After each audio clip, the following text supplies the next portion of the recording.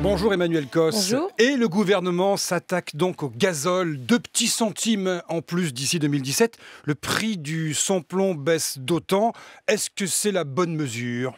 C'est en tout cas une belle victoire pour les écologistes. Nous le demandons depuis 1996, au moment de vote sur la loi sur l'air. Et cette décision, et surtout l'engagement de faire cela pendant 5 ans, donc de rattraper le prix du diesel sur celui de l'essence, c'est une bonne nouvelle pour la santé des Français. Parce que vous le savez, il y avait encore un pic de pollution en Île-de-France mardi.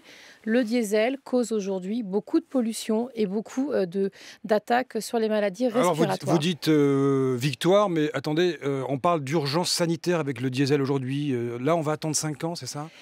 Donc, je le redis, une progression chaque année, et y compris ce que le gouvernement a fait, c'est dans le sens des amendements que nous avons déposés sur la loi de finances. Mais vous le savez, les écologistes demandent que ça aille plus loin. D'une part, qu'on aide plus les Français à changer de véhicule.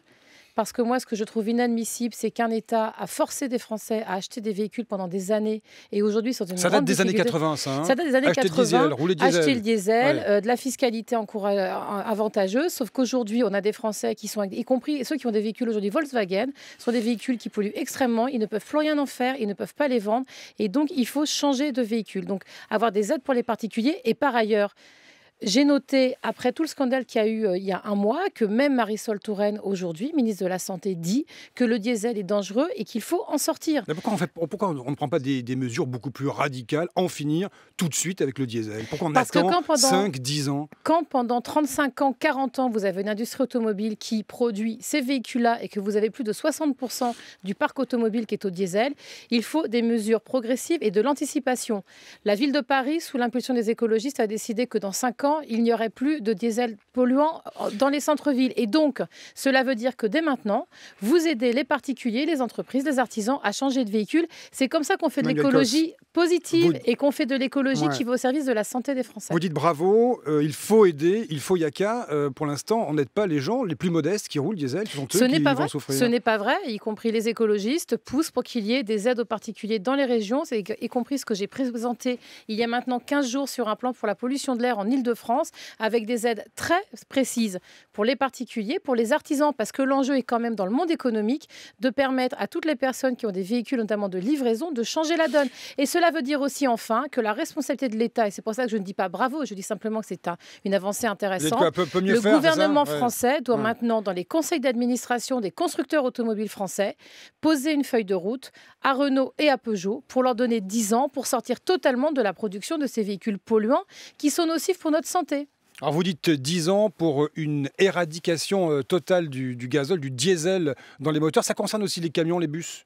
Ça concerne avant tout, les plus polluants sont les camions et dans les bus. C'est d'ailleurs pour cette raison que nous avons poussé à ce qu'il y ait des commandes publiques beaucoup plus fortes sur des bus électriques et sur des bus à motorisation hybride. Alors Emmanuel Cos, vous applaudissez de façon mesurée ce matin cette annonce du gouvernement et pourtant vous faites cavalier seul aux élections régionales de décembre. Question, les Verts seront-ils les fossoyeurs de la gauche? Je vous la pose un peu sèchement.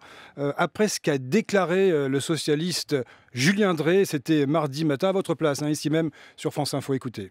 Il y a des moments où on peut considérer que finalement, chacun peut y aller séparément, qu'on est dans une dynamique forte et donc on peut prendre le temps de se compter. Mais nous ne sommes pas dans n'importe quelle situation quand vous avez une extrême droite aussi forte. La division est le ferment de toutes les défaites à venir. Et donc je dis à Emmanuel Cos, il n'y a pas de sectarisme, il n'y a pas de volonté d'hégémonie du Parti socialiste. On dit simplement le plus tôt possible, c'est le mieux. Parce que plus d'énergie on passe à se disputer, moins d'énergie nous avons pour affronter nos adversaires politiques. Réponse avec les tripes, si possible, Emmanuel Cos. Vous savez, la démocratie, c'est des élections qui se jouent à plusieurs tours et la capacité à présenter des listes. Donc, à chaque élection régionale, on a la même ritournelle des socialistes. Moi, j'ai dit les choses assez simplement. Aujourd'hui, on a des Français qui s'éloignent du vote. On a des Français qui ne connaissent même pas la date des prochaines élections régionales. C'est dans 8 semaines, alors que ces élections-là vont jouer de leur vie quotidienne. Ce qui va se passer sur les transports, ce qui va se passer sur l'emploi, ce qui va se passer sur la formation de leurs enfants. Donc, c'est un enjeu majeur. Et je crois qu'aujourd'hui, la priorité, c'est de parler à ces Français, de répondre à leurs questions sur comment est-ce qu'ils vivront mieux demain. Et c'est ce que font les écologistes. Nous présentons 12 listes au régional des listes écologistes avec un projet écologiste pour montrer qu'on peut changer la qualité de vie et les conditions de vie dans ce pays et qu'il n'y a pas de fatalité à la désespérance et aux difficultés de voir l'avenir. Donc, je vais vous dire, quand le Parti socialiste, au lieu de faire campagne, au lieu d'aller convaincre les Français qu'il faut se bouger pour aller voter, au lieu de leur présenter des choses concrètes sur la question du logement, l'encadrement des loyers, vous avez gouverné pendant 5 ans réduire la avec eux dans les pollution. régions. Mais excusez-moi, les élections, c'est 2 tours. Pourquoi vous divorcez comme ça pour Mais c'est pas un divorce, ça s'appelle la démocratie, ça s'appelle faire vivre des projets. Et je vais vous dire quelque chose. Le 6 décembre au soir, quand on fera les comptes des résultats du premier tour, tout le monde sera content que les écologistes aient été chercher des électeurs, les aient convaincus de les suivre derrière eux pour faire des dynamiques de rassemblement. Donc il y a un moment, plutôt que de masquer son impuissance à inventer des référendums qui ne veulent rien dire, je préférais que tout le monde se mobilise pour aller au contact des Français, aller chercher ces pourcentages de Français qui se sont mis en dehors du vote, des élections et qui ne croient pas beaucoup à la politique. Mais vous ne craignez pas que cette dynamique de la séparation crée une dynamique de la défaite finalement? Les gens disent ils sont séparés, on ne vote plus pour eux, ils vont ailleurs. Excusez-moi, mais à toutes les élections, il y a eu des listes et à chaque fois, ça a plutôt créé des dynamiques de rassemblement.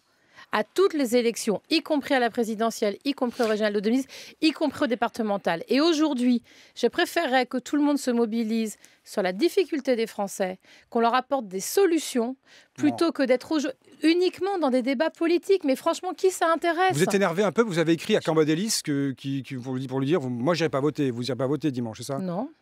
Non, je n'irai pas voter. Moi, fâché, là. Mais je ne suis pas fâchée. Moi, je fais de la politique et je vais m'occuper des problèmes des Français. Dimanche, je vais vous dire, je distribuerai des tracts et je ferai de l'information sur la pollution de l'air. Excusez-moi, mais c'est un sujet qui, je pense, intéresse beaucoup plus que de savoir ce qu'il y a dans un référendum. Et quand vous parlez de mobilisation, regardez quand même l'impact qu'a eu Nicolas Hulot sur la question du climat. En 2 jours, il a fait une vidéo qui a été vue par plus de 6 millions de personnes. Il a lancé une pétition qui a rassemblé plus de 500 000 personnes. Mais ce n'était pas votre candidat à la présidentielle. Excusez-moi, ce que je veux expliquer, c'est qu'à un moment, quand on fait de la politique, il faut ouvrir les yeux et aller plutôt vers les Français, leur donner des solutions, expliquer, montrer qu'on se bat, plutôt que de faire de la politicaillerie. Et c'est cela ce référendum. Emmanuel Cos, vous avez raison, il a fait un carton, mais ce n'était pas votre candidat à l'élection présidentielle. C'était mon candidat, je l'ai toujours soutenu. Et excusez-moi, vous avez été cohérente avec ça. Je pense qu'il faut. Non, mais moi, je suis toujours très cohérente. Et quand je dis que quelqu'un fait quelque chose de très fort sur le climat, il fait quelque chose qui est aussi fort qu'un grand nombre de chefs d'État. Il ouvre des yeux aux Français, il va discuter avec eux.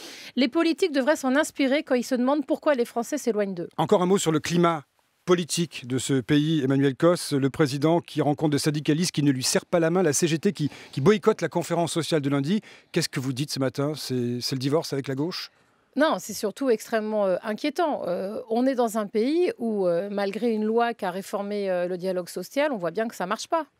Et de toute façon, le dialogue social, il ne peut pas se faire à coup de trick. En même temps, je ne crois pas que François Hollande ait cherché cela. Mais en tout cas, dans les relations entre le patronat et les syndicats, c'est sûr qu'il y a une crise.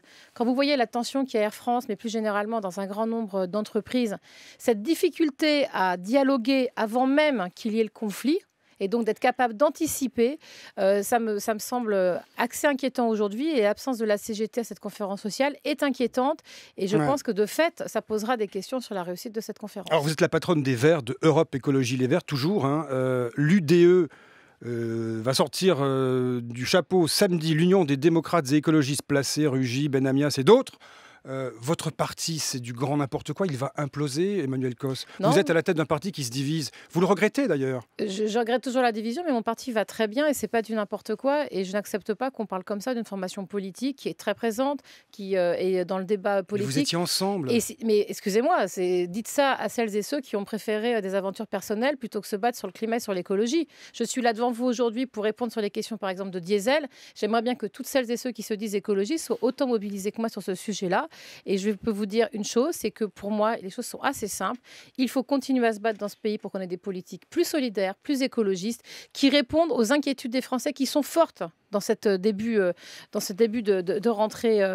Et objectivement, je ne crois pas que les petites histoires de formation politique intéressent beaucoup aujourd'hui. Vous êtes ferme sur vos convictions ce matin et vous le dites. Vous resterez à la tête d'Europe Écologie Les Verts après les élections régionales? De toute façon, vous savez, mon mandat ne s'arrête pas avec les élections régionales. Donc évidemment que j'irai au bout de mon mandat. Mais pour moi, la priorité aujourd'hui, c'est de réussir des élections régionales, mais aussi qu'en mois de décembre, nous ayons à Paris un accord sur le climat qui nous permet de voir l'avenir sous un jour beaucoup plus favorable. Merci Emmanuel Cos. Merci beaucoup.